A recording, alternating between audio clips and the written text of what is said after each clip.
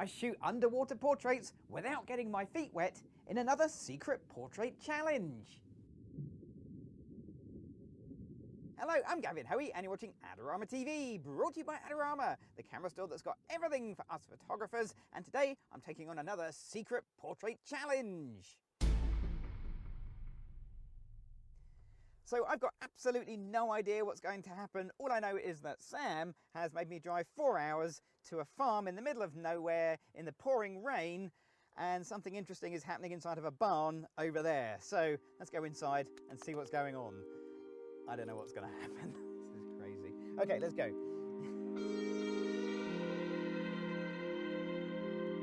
So this is the big surprise. Sam has booked Tank Space, which is a company that has its own mermaid tank, handmade, specially for the job.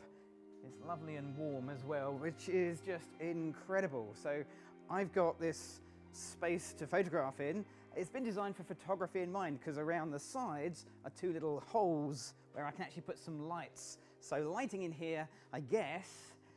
Well, I can't light from the front because if I light from the front, all we're going to see is a big flare from the perspex here. So it's going to have to be side lighting and maybe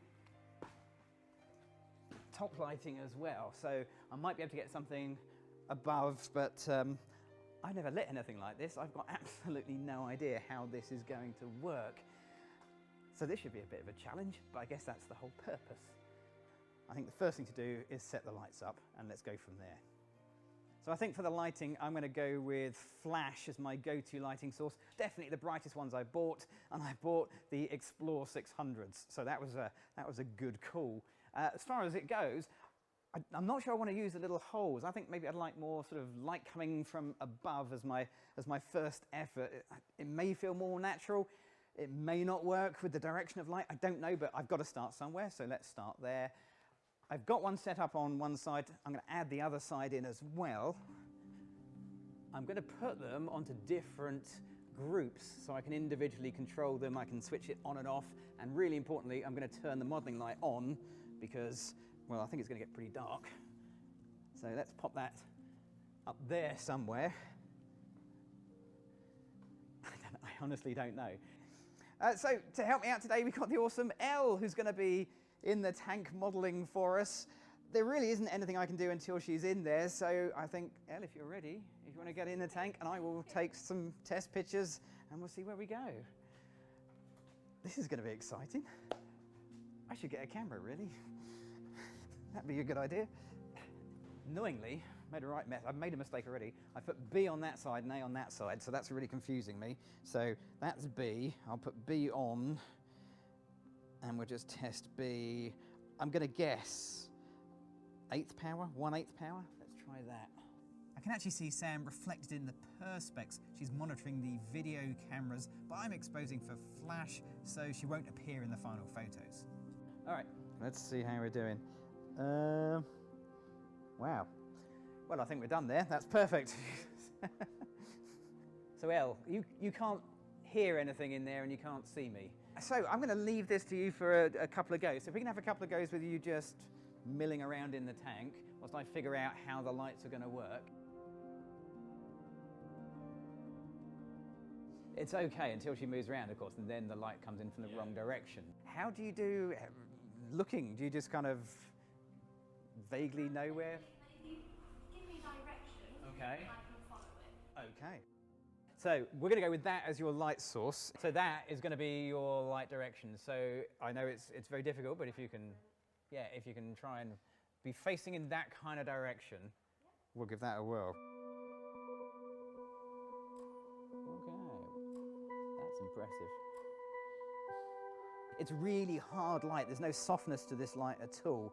I do have some soft boxes I could put on, but if I'm trying to simulate real light, then that looks pretty good. So what I've done is I've switched out from a standard reflector to a very small softbox. That's going to do two things. First of all, it's going to give slightly softer shadows, hopefully, but also it's going to eat up a lot more light. So I may need to adjust my settings. I'm at 1/8 power at the moment. That still gives me plenty of headroom. I can still change this up to maybe a quarter power and maybe just bump my ISO up slightly as well to compensate, because I'm still at 200 ISO actually. I'm still really low. Let's try 400 ISO. And I remember you saying there was a bit of fabric. Should we throw a bit of fabric in as well?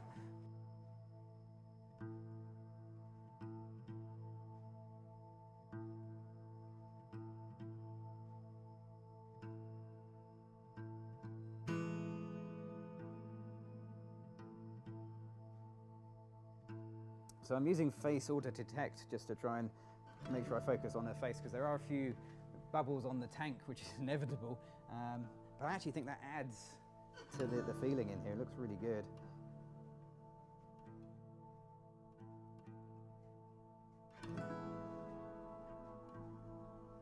Let's move the light slightly.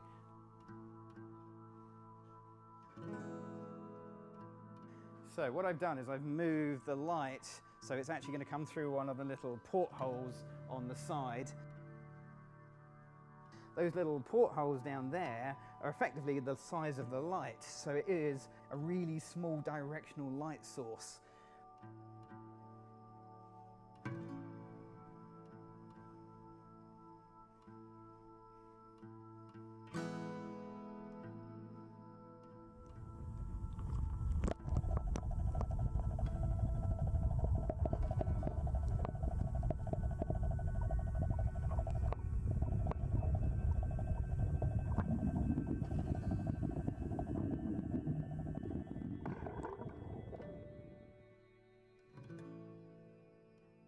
So Elle's got changed. She has multiple outfits apparently, and now we have a mermaid. So she's now in the tank as a mermaid. When it comes to lighting, to give myself a bit of flexibility, I'm hoping that I can make use of the inverse square law, which basically means if I get the light further away, then as Elle moves around, the difference in exposure won't be so apparent. So I've did pack my really, really tall light stand. So I'm going to try that. It's way out the video, but it is about 20 feet high, I think, this stand. It's a crazy high light stand. So if you can be facing towards that light there. Okay, so everything is in that direction.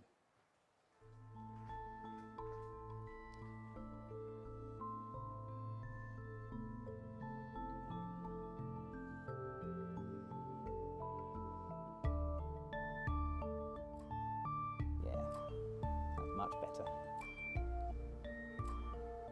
Okay, that's giving me really even exposure, top to bottom, much less hot spots. Yes, it's hard, yes, it's very shadowy in places, but I think that looks very natural as you can be in a tank. So look good with the tail flipping. I don't know whether you can sort of swim across. Is that something that can actually, towards that side? Yeah, you've got this, yeah.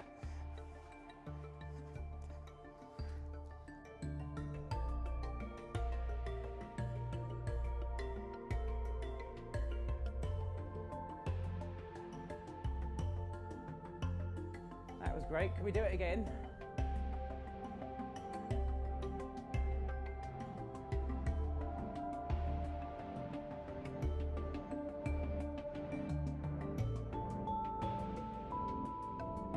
Now, even whilst I'm taking the pictures, I'm thinking ahead a little bit about the post-processing.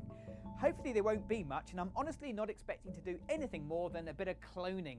Things like scratches on the perspex, they're kind of inevitable. It's all part and parcel of this setup. Random stray bubbles, odd hairs, that kind of thing.